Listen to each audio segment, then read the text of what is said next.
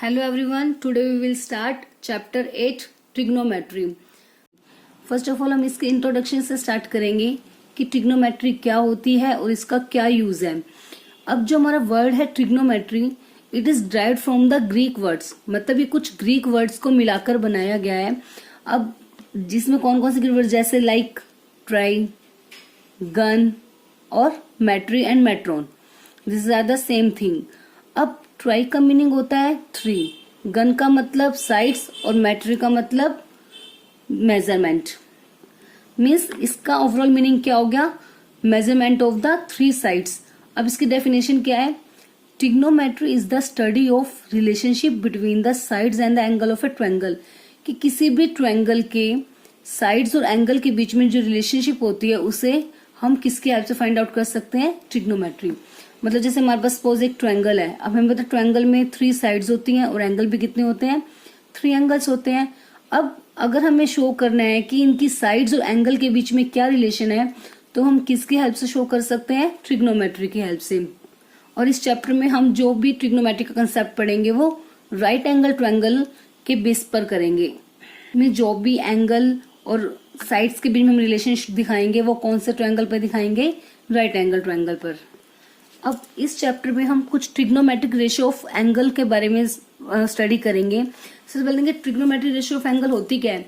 Suppose कोई भी हमारे पास एक राइट एंगल ट्रायंगल है, अब उस राइट एंगल ट्रायंगल में जो एक्यूट एंगल होगा उस एंगल के रिस्पेक्ट में जो भी हम साइड की जो रेशियो फाइंड आउट करेंगे उन्हें ही हम बोलते हैं ट्रिग्नोमेट्रिक रेशियोज। अब मान लो जैसे सपोज हमारे पास कोई भी एक ये राइट एंगल ट्रायंगल है, ठीक है। Right angle triangle means one angle is 90 degree, तो ऑब्वियस है कि जो बाकी के दोनों एंगल होंगे वो कैसे हो जाएंगे, एक्यूट एंगल्स। एंगल्स को हम रिप्रेजेंट करते हैं बाय थीटा, ठीक है। एक्यूट एंगल्स तो पता ही है ना, एक्यूट एंगल्स कौन से होते हैं, लेस देन 90 डिग्री, और एंगल की जो नोटेशन होती है उसको हम बोलते हैं थीटा।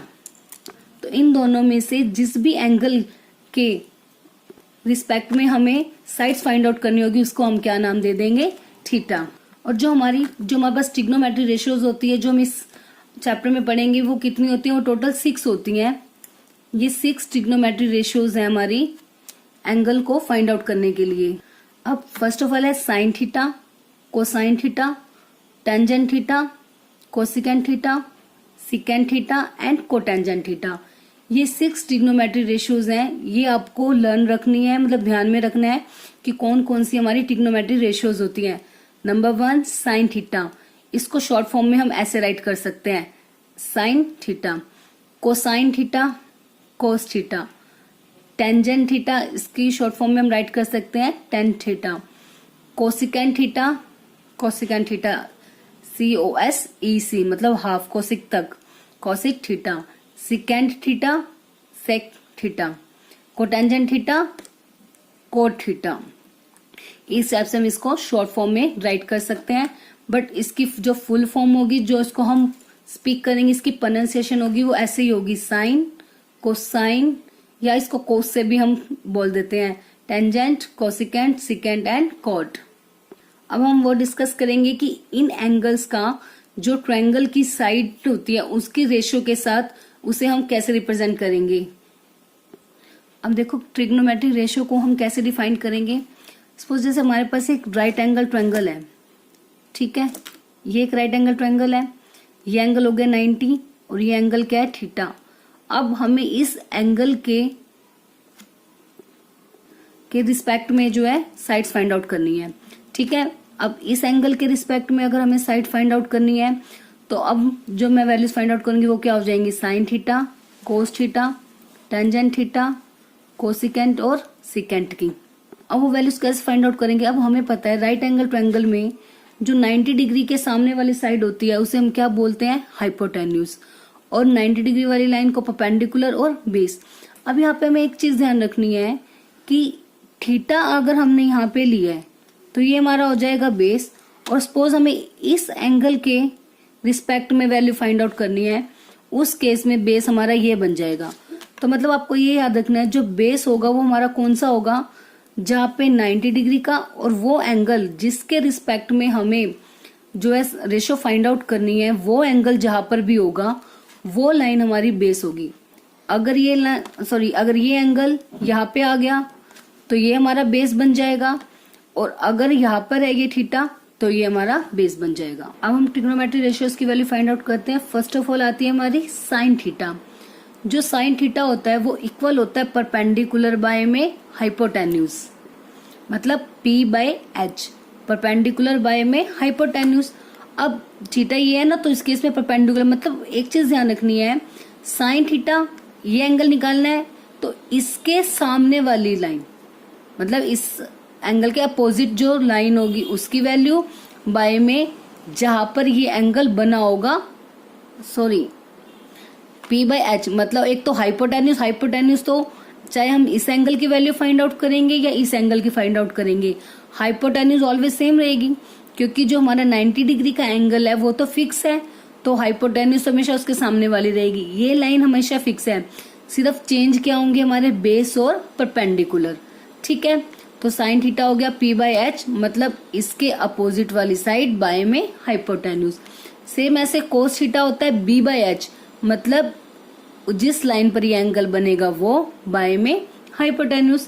नेक्स्ट आता है tangent theta P by B, perpendicular by में बेस, मीन्स इसके अपोजिट वाली साइड और जिस पर ये बना हुआ है वो वाली side, P by B। Sine theta P by H, cos theta B by H, tangent theta P by B। अब निकालनी है हमें वैल्यू किसकी, कोसिकेंट की, सिकेंट की और कोट। अब इसके लिए हमें एक चीज ध्यान रखनी पड़ेगी, जो हमारी ट्रिग्नोमेट्री रेशियो थी ना, जो ये साइन थीटा कोसिकेंट थीटा ये एक दूसरे के रेसिप्रोकल होते हैं। साइन और cosecant are the reciprocal of each other.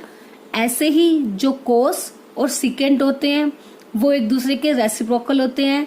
Tangent और कोट एक दूसरे के रेसिप्रोकल होते हैं। मतलब अगर हमें कोसिकेंट थीटा की वैल्यू निकालनी है तो वो क्या हो जाएगा, 1 अपॉन साइन, उसका रेसिप्रोकल मतलब अपोजिट। साइन निकालना है तो 1 by cosecant, cosecant find out करना है तो 1 बाय साइन। सेम केस आता है अब किसके साथ, सिकेंट के साथ। सिकेंट किसका अपोजिट होता है, कोस का, 1 बाय कोस थीटा, और कोस निकालना हो तो 1 बाय सिकेंट। अब ऐसे ही कोट थीटा किसका अपोजिट हो जाएगा, टेंजेंट का। ये सब आपको ध्यान में रखना है। Sine and cosecant are opposite to each other, cos and secant are opposite to each other, tangent and cot are opposite to each other. तो पहले आपको ये सब ये याद रखने, 3 वैल्यू। सबसे पहले sine cos tangent, sine cos tangent, then cosecant secant और cot, cosecant secant and cot. Sine और कोसिकेंट अपोजिट, कोस और secant opposite, tan and cotangent opposite. तो अब ऐसे ही कोसिकेंट किसका अपोजिट है, 1 बाय साइन। तो अगर साइन P बाय H है, कोसिकेंट उसका उल्टा, मतलब H बाय P हो जाएगा। ठीक है, हाइपोटेन्यूज बाय में परपेंडिकुलर। ध्यान रखना ये P बाय H मतलब perpendicular by hypotenuse, B by H मतलब बेस बाय में हाइपोटेन्यूज, P बाय B मतलब परपेंडिकुलर बाय में बेस। अब कोसिकेंट साइन का उल्टा है तो H by P hypotenuse by में परपेंडिकुलर। सेम सिकेंट कोस का उल्टा तो H by B hypotenuse by में बेस। नाउ कोट किसका अपोजिट हो जाएगा, टेंजेंट का, P बाय B। तो ये क्या हो जाएगा इसका अपोजिट, B बाय P। अब अगर किसी स्टूडेंट को देखो ये लर्न करने में मुश्किल हो रही है ना कि P by H B by H कैसे होगा, तो इसके लिए एक ट्रिक भी है जिससे हम इसको इजीली लर्न कर सकते हैं। तो सबसे पहले हम क्या लिखेंगे उसमें, यहाँ लिखते हैं साइन थीटा कोस थीटा, इसका सीक्वेंस याद रखना बस। अब साइन कोस और टेंजेंट। ठीक है, एक कहावत कह सकते हो, हम बोल सकते हैं पंडित बद्री प्रसाद हर हर बोले। पंडित बद्री प्रसाद हर हर बोले। नहीं तो एक और भी होती है, पंजाब भरा पड़ा हरियाणा हरा भरा। पंजाब भरा पड़ा हरियाणा हरा भरा। कोई भी दो किस तरह से भी कहावत ध्यान रख सकते हो, वरना ये सही है बस पंडित बद्री प्रसाद हर हर बोले। अब पंडित मतलब यहाँ पे आ गया P, बद्री मतलब B, प्रसाद मतलब P, हर का मतलब H, हर बोले H और B। अब देखो ऐसे साइन की value P by H, cos की value B by H, tangent की वैल्यू पी बाई बी हो गई ना इजीली। पंडित बद्री प्रसाद हर हर बोले। सिंपल एक कहावत याद रखनी है, ऐसे राइट कर लोगे आप सारी वैल्यूज फाइंड आउट कर सकते हो। अब ऐसे ही कहोगे आप कोसिकेंट सेकेंड और इसकी भी, तो अब चाहो तो यहाँ पे नीचे लिख सकते हैं कोसिकेंट, फिर आता है सीकेंट और फिर आता है कोट। बस ये सीक्वेंस याद रख लोगे तो अपने आप याद हो जाएगी कौन किसका अपोजिट है। उस केस में फिर कोई भी आपको दिक्कत नहीं होगी। अब कोसिकेंट, अब साइन तो ऊपर से देख लिया पी बाई एच, कोसिकेंट नीचे है तो नीचे से H by P, secant H by B, cot B by P. हो गया ना इजी इसको लर्न करना कि साइन कोस और टेंजेंट जो भी ट्रिग्नोमेट्री हमारी रेशियोज हैं उनकी वैल्यूज हम कैसे फाइंड आउट करेंगे with respect to angle theta. और ये पी एच ये क्या हो जाएंगे, देखो आगे ना अभी ट्रिग्नोमेट्री हमने पढ़ा था कि क्या होता है relation between the sides and angle. अब थीटा क्या हो गया हमारा एंगल। हमने देखो जैसे साइन थीटा की वैल्यू निकाली P by H, theta is a angle, तो एंगल की वैल्यू आ रही है, मतलब इसका रिलेशन आ रहा है P by H ratio of the side की रेशियो में। तो इसीलिए जो ट्रिग्नोमेट्री है वो रिलेशनशिप बताता है किसका, ट्रायंगल की एंगल और उसकी साइड के बीच में। अब इसमें एक चीज हमें ध्यान रखनी होती है, जो टेंजेंट थीटा होता है ना वो इक्वल होता है साइन थीटा बाय में cos theta. Tangent theta equals to sine theta by में कोस थीटा। ऐसे ही अगर कोट निकालना होगा तो इसका अपोजिट कोस बाय साइन हो जाएगा। देखो अब यहां से देख भी सकते हो, अगर हम साइन और कोस को डिवाइड कर दें तो पी बाई एच बाय में बी बाई एच, तो अगर हम मान लो इसका ऊपर जाके रेसिप्रोकल होगा तो ये एच बाई बी हो जाएगा, कैंसिल होके क्या आ गया पी बाई बी, यही से है ना टेंजेंट। तो जो टेंजेंट थीटा होता है वो किसके इक्वल होता है, साइन बाय कोस। ठीक है, बस जब भी वैसे अगर आपको रेशियोज फाइंड आउट करने के लिए कहा जाए तो आप डायरेक्टली यही वैल्यूज यूज करोगे, पी बी एच ये सब हमें साइड्स की नीड होगी। बट वैसे आपको ये चीज भी रिमाइंड रखनी है क्योंकि ये कई जगह पे आगे यूज भी होगा कि जो टेंजेंट थीटा है वो किसके इक्वल होता है, साइन थीटा बाय में कोस थीटा, और कोट ऐसे इसका अपोजिट कोस बाय में साइन। ठीक है, बस जो फर्स्ट एक्सरसाइज के लिए जो हमारी इंट्रोडक्शन थी वो इतनी ही है, बट एक बार फिर से मैं आपको इसको बता देती हूँ क्या क्या किया था हमने। सबसे पहले आया था हमारा ट्रिग्नोमेट्री। ट्रिग्नोमेट्री जो है वो ग्रीक वर्ड से ड्राइव हुआ है, मतलब ग्रीक वर्ड से लिया गया है हमारे। वो ग्रीक वर्ड है ट्राई, गन एंड मेट्री। ट्राई का मतलब हो गया 3, गन का मतलब साइड, और मेट्री मतलब मेजर हो जाएगा। तो मतलब मेन ओवरऑल इससे क्या कंक्लूजन निकला, जो ट्रिग्नोमेट्री है वो स्टडी है कि किस किस के बीच की स्टडी, मतलब साइड और एंगल ऑफ ए ट्रायंगल के बीच में रिलेशनशिप की। किसी भी ट्रायंगल के जो साइड और एंगल होंगे उनके बीच में क्या रिलेशन है, इसको डिफाइन करती है ट्रिग्नोमेट्री। और उसके बाद आती है हमारी ट्रिग्नोमेट्री रेशियोज। ट्रिग्नोमेट्री रेशियोज का मतलब होता है कि कोई भी जो राइट एंगल ट्रायंगल होता है उसमें किसी भी एक्यूट एंगल के रिस्पेक्ट में जो भी हम रेशियोज मतलब साइड्स के रेशियोज फाइंड आउट करते हैं उसे हम बोलते हैं ट्रिग्नोमेट्री रेशियोज। हमारे पास टोटल 6 ट्रिग्नोमेट्री रेशियोज हैं। Number 1 is sine, number 2 is cos, number 3 is tangent. Cos मतलब कोसाइन, शॉर्ट फॉर्म कॉस है इसलिए मैं कॉस ही बोल रही हूँ। Sine, cos, tangent, cosecant, secant and cot, these are the 6 trigonometry ratios. और जो इसके साथ ये यूज हो रहा है ये symbol, this is the angle which we called theta. ठीक है, अब इन ट्रिग्नोमेट्री रेशियोज की वैल्यूज हम कैसे फाइंड आउट करते हैं। अब सबसे पहले जो हमारे पास एक राइट एंगल ट्रायंगल है, राइट एंगल ट्रायंगल में हमें पता है 90 के सामने वाली साइड हाइपोटेन्यूज, और जहां पर जिस एंगल के रिस्पेक्ट में हमें वैल्यू फाइंड आउट करनी होगी वो एंगल जिस लाइन पर होगा डेट इज द बेस, और उसके अपोजिट साइड क्या होगी, परपेंडिकुलर। ये बात आपको ध्यान रखनी है, जिस भी एंगल के रिस्पेक्ट में हमें वैल्यूज फाइंड आउट करनी होगी उसके अपोजिट मतलब उसके सामने वाली लाइन हमेशा परपेंडिकुलर होगी। ठीक है, अब साइन, कोस और टेंजेंट इनकी वैल्यूज हमें लर्न रखनी है, P by H, B by H, P by B. और कोसिकेंट और साइन हमें पता है कि एक दूसरे के रेसिप्रोकल होते हैं, ऐसे सिकेंट और कोस एक दूसरे के रेसिप्रोकल होते हैं, और कोट और टेंजेंट। आपको डायरेक्ट लर्न होती है तो डायरेक्ट लर्न कर लो, और अगर नहीं होती तो आप इस कहावत से भी कर सकते हो, पंडित बद्री प्रसाद हर हर बोले। साइन निकालना है तो बस P by H, B by H cos tangent P by B. और इनके रेसिप्रोकल्स मैंने नीचे लिख दिए हैं। साइन का होता है कोसिकेंट, कोस का सिकेंट, टेंजेंट का कॉट।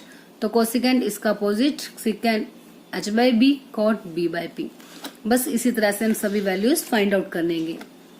इनसे कैसे वैल्यू फाइंड आउट करते हैं हम, इसके लिए पहले हम एक्सरसाइज 8.1 का क्वेश्चन नंबर 1 करते हैं। इससे आपको क्लियर भी हो जाएगा कि सभी वैल्यूज हमें कैसे फाइंड आउट करनी है। अब 8.1 का हमारा फर्स्ट क्वेश्चन है, in triangle ABC right angle at B. मतलब एक ट्रायंगल है, राइट एंगल ट्रायंगल है ABC, और जो राइट एंगल है मतलब 90 डिग्री का जो एंगल है वो कौन से पॉइंट पर है, P पॉइंट पर। AB की वैल्यू है 24 सेंटीमीटर, BC की वैल्यू है 7 सेंटीमीटर। फाइंड आउट करने हैं एंगल साइन ए और कोस ए, ये दोनों हमें फाइंड आउट करने हैं। तो फर्स्ट ऑफ ऑल हमने एक ट्रायंगल ड्रॉ कर लिया, राइट एंगल ट्रायंगल। ठीक है, राइट एंगल ट्रायंगल का नेम क्या है, ABC, और राइट एंगल किस पर है, B पर। AB है 24, BC है 7। अब साइन और कोस निकालने हैं। अब हमारे पास तो दो ही वैल्यू है, P और B, H तो हमारे पास है नहीं। तो फर्स्ट ऑफ ऑल हमें देखो कोई भी एंगल फाइंड आउट करना है, हम सबसे पहले तीनों साइड्स फाइंड आउट करेंगे। दो हमारे पास ऑलरेडी है, थर्ड फाइंड आउट करेंगे। अब राइट एंगल ट्रायंगल में 2 साइड्स होती हैं, थर्ड साइड कैसे फाइंड आउट करते हैं, बाय पाइथागोरस थ्योरम। तो सबसे पहले क्या अप्लाई करेंगे, बाय पाइथागोरस थ्योरम। अब इन ट्रायंगल ABC, ठीक है, बाय यूजिंग पाइथागोरस थ्योरम क्या हो जाता है, हाइपोटेन्यूज का स्क्वायर इक्वल होता है P square plus B square. Bye using Pythagoras theorem. ठीक है, अब हाइपोटेन्यूज कौन सी हो जाएगी, AC। तो मतलब हमें AC का स्क्वायर फाइंड आउट करना है। P का स्क्वायर हो गया AB, और B क्या हो गया, BC। ठीक है, AC स्क्वायर की वैल्यू हमें फाइंड आउट करनी है। अब AB स्क्वायर की वैल्यू कितनी है हमारे पास, 24 का स्क्वायर हो जाएगा ना, क्योंकि AB की वैल्यू है 24, तो AB का स्क्वायर 24 स्क्वायर, और BC की वैल्यू 7 सेंटीमीटर, तो 7 का स्क्वायर। अब 24 का स्क्वायर होता है 576, 7 का स्क्वायर कितना होता है 49। अब इन दोनों को प्लस करेंगे, 9 और 6 5, कैरी 1, 7 और 4 11, 11 और 1 12, कैरी 1, 5 और 1 6, 625। अब AC का स्क्वायर आ गया 625, तो AC का स्क्वायर इक्वल्स टू 625 किसका स्क्वायर होता है, 25 का। तो now taking square root on both sides, तो we will get AC equals to 25 centimetre. मतलब जो AC आ गई वो हमारी कितनी आ गई, 25 सेंटीमीटर। अब फर्स्ट पार्ट हमारा है, हमें फाइंड आउट करना है sine A and cos A। Sine A की वैल्यू फाइंड आउट करनी है और कोस A की वैल्यू हमें फाइंड आउट करनी है। अब साइन A, साइन हमें पता है कि क्या होता है, sine A equals to P by H, मतलब परपेंडिकुलर बाय में हाइपोटेन्यूज। अब हमें किस एंगल के रिस्पेक्ट में फाइंड आउट करना है, A के। हाइपोटेन्यूज तो सेम रहेगी, तो चेक करते हैं कि P कौन सा होगा। अब एंगल A तो हमारा ये है, डेट मीन्स हमें इस एंगल के रिस्पेक्ट में वैल्यू फाइंड आउट करनी है। अब इस एंगल के रिस्पेक्ट में फाइंड आउट करनी है, तो P कौन सा होता है, इस एंगल के सामने वाला। नॉर्मली तो हम कह लेंगे कि बेस हम ये मान लेते हैं, P ये मान लेते हैं, बट अगर जैसे हमें कोई ट्रिग्नोमेट्री रेशियो के केस में जिस एंगल के रिस्पेक्ट में हमें फाइंड आउट करना है उसके सामने वाला तो P हो जाएगा, और ये बेस, क्योंकि बेस हम वो कंसीडर करेंगे जहाँ पे दो एंगल्स होंगे, मतलब एक तो 90 डिग्री का और जो एंगल हमें फाइंड आउट करना है। तो आपको ये चीज ध्यान रखनी है। तो साइन A के केस में जो परपेंडिकुलर होगा वो कौन सा हो जाएगा, BC, और हाइपोटेन्यूज तो है यही AC, तो BC बाय में AC। परपेंडिकुलर इज BC और हाइपोटेन्यूज इज AC। अब BC की वैल्यू कितनी है हमारे पास, BC है 7 और AC की वैल्यू 25, तो आंसर इज 7 बाय में 25। तो बस यही आ गई हमारी साइन A की वैल्यू। अब नेक्स्ट ऐसे किसकी वैल्यू फाइंड आउट करनी है हमें, कोस A। कोस क्या होता है, B by H, base by hypotenuse. तो कोस A के केस में बेस कौन सा हो जाएगा, P ये है, तो बेस कौन सा होगा, AB, मतलब 24, AB बाय में AC। ए बी बाय में ए सी, और ए बी कितना है 24, ए सी की वैल्यू कितनी है 25। तो बस फर्स्ट पार्ट यही था कि साइन ए कोस ए दोनों की वैल्यू फाइंड आउट करनी है। तो बस आपने ध्यान रखना है कि कौन सा एंगल है, मतलब किस एंगल के रिस्पेक्ट में हमें फाइंड आउट करना है, उसी के अकॉर्डिंग आप पी और बी की वैल्यू राइट करोगे। अब ऐसे सेकंड पार्ट में निकालना है साइन सी और कोस सी। पहले तो वही साइन का मतलब पी बाय एच। अब देखते हैं सी के केस में पी कौन सा होगा। सी मतलब हमें इस एंगल के रिस्पेक्ट में वैल्यू फाइंड आउट करनी है। जब इस एंगल के रिस्पेक्ट में फाइंड आउट करनी है तो इसके सामने वाला P और इसके जिसके ऊपर ये बना हुआ है वो B। तो P मतलब AB और H सेम रहेगी, AB बाय में AC, AB बाय में AC। और AB की वैल्यू कितनी है 24 और AC की वैल्यू कितनी आई थी हमारी 25। तो 24 बाय में 25, ये किसकी वैल्यू आ गई साइन सी। अब ऐसे ही किसकी वैल्यू निकालनी है हमें कोस सी। कोस का मतलब क्या होता है बी बाय एच। तो अब सी के केस में बी कौन सा है हमारा बेस, जहाँ पे एंगल सी बना हुआ है, मतलब कि B C 7, B C by में एच, एच तो यही सेम है ए सी, और बी सी की वैल्यू है 7, ए सी की वैल्यू 25। बस ये हमारा एंगल आ गए, साइन ए कोस ए साइन सी और कोस सी। बस आपको सिर्फ ये वैल्यूज याद रखनी है किसके इक्वल होगा, और बस जो वैल्यूज हमें गिवन है उसके अकॉर्डिंगली हम क्वेश्चन में नोट डाउन कर लेंगे। Next question number second, in figure find the value of tan p minus cot R. मतलब tangent p minus cot R की वैल्यू फाइंड आउट करनी है। ये फिगर हमें गिवन है, ट्रायंगल है हमारे पास पी क्यू और आर। ठीक है, पी क्यू आर में पी क्यू की वैल्यू गिवन है 12, पी आर की वैल्यू 13। ठीक है, और हमें क्या फाइंड आउट करना पड़ेगा क्यू आर, क्योंकि 2 वैल्यूज हमारे पास है, थर्ड नहीं है, मतलब परपेंडिकुलर और हाइपोटेन्यूज है, बेस नहीं है। देखो जब तक अभी हमें जब हम पाइथागोरस यूज करेंगे उस केस में हमें ये देखने की निर्णय कि कौन से एंगल पे फाइंड आउट करने, किसको पी ले किसको बी ले, कोई फर्क नहीं पड़ता, बिकॉज जो एच का स्केयर होता है तो वो P square plus B square. तो चाहे आप पहले इसको प्लस कर दो फिर इसको प्लस, या पहले इसका स्केयर करके इसको प्लस कर दो, उसका कोई फर्क तो पड़ेगा नहीं। तो इसलिए जब पाइथागोरस लगाएंगे तो आप किसी को भी पी भी मान सकते हो, कोई मैटर नहीं करता। बट जब एंगल स्पेसिफिक हो जाएगा ना कि पी के रिलेशन में निकालना है या आर के, तब पी और की जो आर की तब परपेंडिकुलर और बेस की जो वैल्यू है वो डिफर हो जाती है। अब सबसे पहले इसको सॉल्व करते हैं by using the Pythagoras theorem. Pythagoras theorem से जो हाइपोटेन्यूज का स्क्वायर है वो किसके इक्वल हो गया P square plus B square. So in triangle P Q R by using Pythagoras theorem, by using Pythagoras theorem. तो हाइपोटेन्यूज मतलब पी आर का स्क्वायर इक्वल हो जाएगा पी क्यू का स्क्वायर प्लस क्यू आर का square. अब P R की value कितनी है 13 का स्क्वायर इक्वल पी क्यू की वैल्यू 12, क्यू आर की तो हमें फाइंड आउट करनी है, तो ये एज इट इज राइट कर देंगे। अब 13 का स्क्वायर कितना हो गया 169, 12 स्क्वायर 144, ये तो एज इट इज रह गया क्यू स्क्वायर। अब प्लस का इधर आके माइनस, क्योंकि हमें तो क्यू आर स्क्वायर की वैल्यू फाइंड आउट करनी है ना, क्यू आर की तो 169 माइनस 144। अब इनको माइनस करेंगे तो कितना आएगा 25, और 25 किसका स्क्वायर होता है 5 का। तो taking square root on both side, तो we have Q R equals to 5 centimetre. तो यहाँ से क्यू आर की वैल्यू आ गई 5 सेंटीमीटर। अब हमें किसकी वैल्यू फाइंड आउट करनी है टेंजेंट पी माइनस का कोट आर। तो सबसे पहले फाइंड आउट करते हैं किसकी वैल्यू टेंजेंट पी की वैल्यू।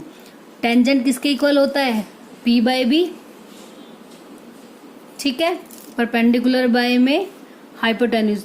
देखो अगर आपको यहाँ पे दिक्कत हो रही है कि पी पी सेम हो गया तो आप इसको पूरा राइट कर सकते हो, परपेंडिकुलर बाय में बेस।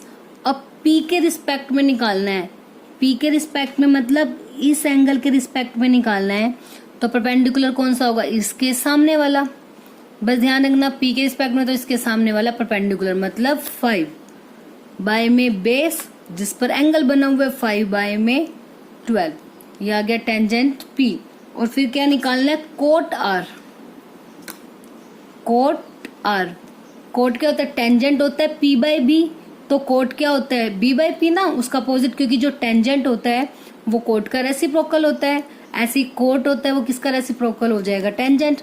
तो टेंजेंट अगर पी बाय बी है तो कोट क्या हो जाएगा, बी बाय में पी, बेस बाय में परपेंडिकुलर। अब कोट आर, आर मतलब इसके रिस्पेक्ट में फाइंड आउट करना है, तो इसके सामने वाला हो जाएगा पी और जिस पर ये बना हुआ है वो क्या हो जाएगा, बी। तो अब बी बाय पी है, बी मतलब 5, पी मतलब 12, तो 5 बाय में 12 आ गया इसका, 5 बाय में 12। क्लियर है ना, आर, आर के सामने वाला पी और जिस पर है ये बी, तो बी बाय पी, बी हो गया 5 और इसके सामने वाला पी मतलब कि 12, तो 5 बाय में 12। अब हमें किसकी वैल्यू फाइंड आउट करनी थी, टेंजेंट पी माइनस का कोट आर, ये हमें फाइंड आउट करना था। टेंजेंट पी की वैल्यू है 5 बाय 12, कोट आर की वैल्यू भी 5 बाय 12, तो अब दोनों को माइनस करेंगे, 5 बाय 12 माइनस 5 बाय 12, तो कितना आ गया, 0, क्योंकि इसे कैंसिल हो गया, सेम वैल्यू है, तो our answer is 0। I hope आपको एक कंसेप्ट अच्छे से क्लियर हो गया होगा। अगर फिर भी कोई भी प्रॉब्लम है, कोई भी कंसेप्ट अगर आपको क्लियर नहीं हुआ तो आप पूछ सकते हैं मुझसे। I will give my best to solve your problem. कि कोई भी आपकी कोई भी क्वेरी है किसी भी चीज से रिलेटेड, कि आपको कोई चीज समझ में नहीं आई, कोई भी कंसेप्ट क्लियर नहीं है, तो वो आप पूछ सकते हो। आपकी जो प्रॉब्लम है वो डेफिनेटली दूर की जाएगी, जो भी आपको समझने में दिक्कत आ रही है। अब इससे रिलेटेड कुछ क्वेश्चंस आप एक बार खुद से ट्राई करके देखोगे, जिससे अगर आप इसकी देखो खुद से प्रैक्टिस करोगे, जितनी प्रैक्टिस आप खुद करोगे उतने ही आपके जो क्वेश्चंस है आपको अच्छे से समझ में आएंगे। सिर्फ देखने से कोई क्वेश्चन समझ में नहीं आता, जब तक आप उसे खुद ट्राई नहीं करोगे तब तक वो आपको अच्छे से नहीं आएंगे। इसलिए कोई भी चीज, आप कोई भी क्वेश्चन जब भी सीखते हो एक बार उसे खुद से ट्राई करके जरूर देखा करो, ताकि वो और भी अच्छे से आपको क्लियर हो जाए। Now thank you.